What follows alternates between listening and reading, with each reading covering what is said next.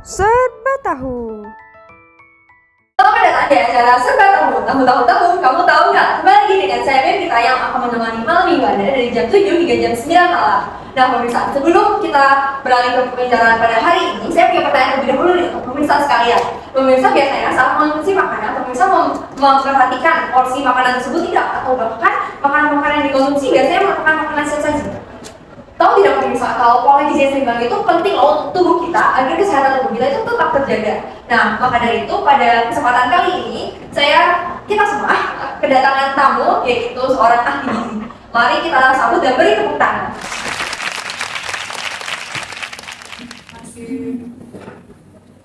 Nah, terima kasih Bu telah datang di acara Serba Tahu kali ini. Terima kasih telah punya waktu dasar. Silakan Ibu perkenalkan diri dulu kepada pemirsa sekalian. Jadi nama saya adalah James Mas Gizi. Aku merupakan seorang ahli gizi yang akan menyampaikan kepada Anda ilmu pengetahuan mengenai prinsip gizi yang seimbang. Nah Ibu, sebelum kita mulai bicara lebih jauh Ibu, sebenarnya pola gizi yang seimbang itu apa sih Bu? Kan kita banyak orang biasanya bukan soal gizi. Nah, kita tiap tahun sebenarnya pola gizi yang seimbang itu apa? Mau dijelaskan Ibu?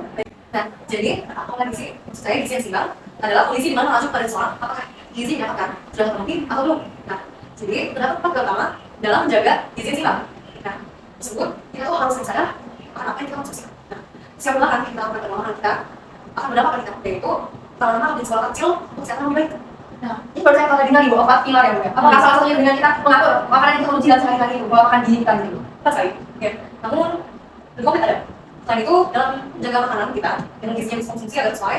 Nah, yang pertama, kita itu diharuskan untuk mengonsumsi makanan yang beragam serta warna beragam juga. Nah, misalnya nih ya, kita mengonsumsi karbohidrat yang rendah akan mineral dan vitamin. Nah, kalau kita hanya mengonsumsi sayur dan buah, itu kaya akan mineral, vitamin, dan serat. Namun sebaliknya, yang rendah pada kalori dan protein. Nah, maka kalau gitu untuk menjaga pola hidrasi itu harus mengonsumsi makanan yang beragam bukan jangan satu jenis aja gitu.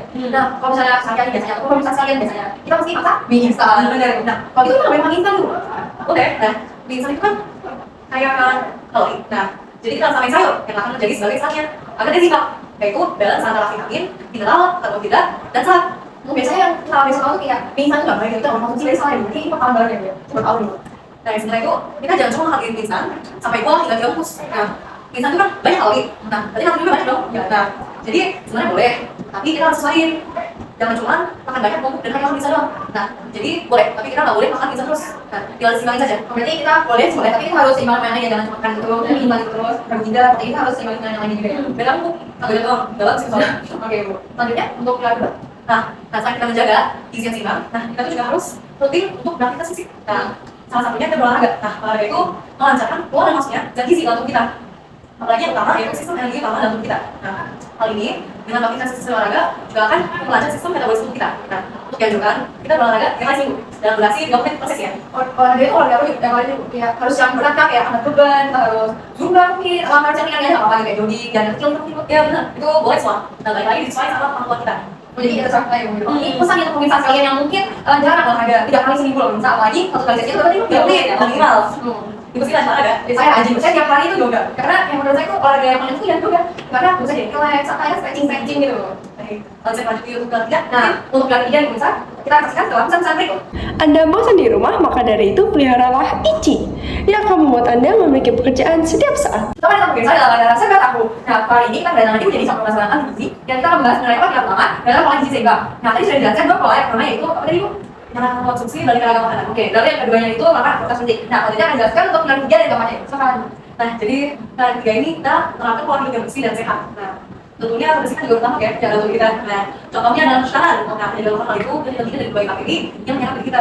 Jadi dengan cuci tangan itu sudah mempengaruhi hidup kita ya sebenarnya. Nah, ini pesan untuk para pemirsa sekalian bukan diri saya sendiri nih. Yang mungkin jangan cuci tangan gitu ya. Kita harus mulai rajin karena itu hal penting ya, Bu. Nah, penting sekali. Buat anjurannya itu ada kapan itu kita harus cuci tangan itu? Oh ada. Nah, tadi dianjurkan untuk persyaratan pada saat kita sebelum dan sudah memegang makanan, saat kita memegang hewan binatang, saat kita mungkin buang kecil ya, serta aktivitas lainnya. Bisa jadi vakum gitu.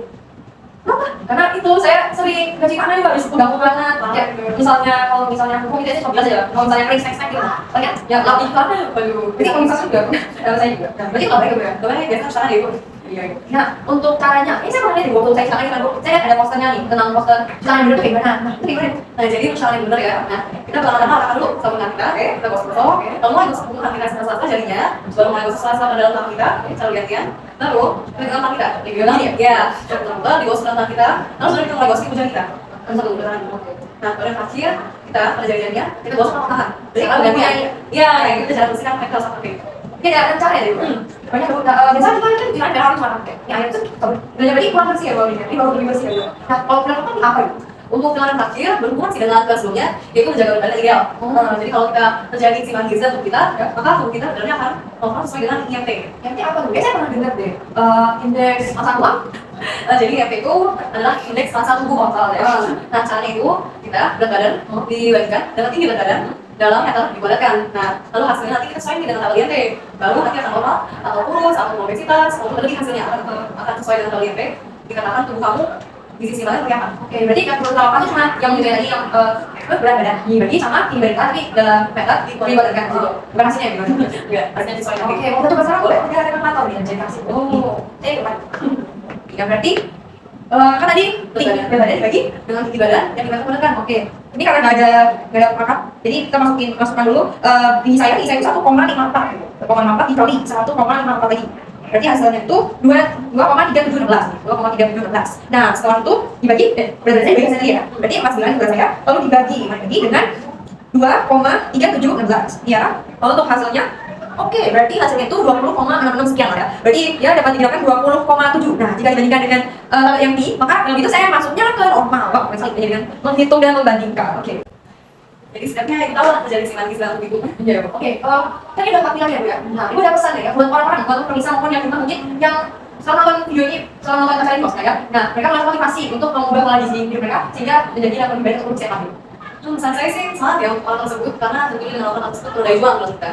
Nah, tentu gak mudah ya buat mengubah pola hidup kita sampai tiba-tiba. Nah, saya juga punya pesan nih buat orang-orang yang mungkin mengubah pola hidup menjadi sehat setelah nonton acara ini, yaitu dengan bersyukur gitu ya. Bersyukur itu maksudnya dalam artian kan mereka mengubah polanya, maka sedikit-sedikit mungkin berubah. Nah, itu harus disyukuri setiap usahanya, setiap hasilnya sedikit apapun gitu ya. Karena biasa orang bahkan habis ada proses sedikit doang, mereka masalah sedikit langsung stop gitu. Karena ubahnya nggak bisa, ya biasa orang maunya ubahnya harus besar gitu. Yang penting konsisten dan kamu ciptakan 4 pilar tadi, yaitu mengonsumsi makanan, makan aktivitas fisik, serta menjaga kebersihan, lalu dengan menjaga badan ideal juga. Oke, nah sekian untuk hari ini. Aku terima kasih Ibu atas yang punya Ibu berikan pada kami semua ini. Nah, Ibu untuk penutup Ibu kita, kamu punya gerakan Ibu. Ibu ikut saya dulu. Oke. Tahu-tahu akhirnya aku tahu. Yuk, itu saya. Baik-baik. 1, 2, 3. Tahu-tahu akhirnya aku tahu. Sekian dari kami. Terima kasih.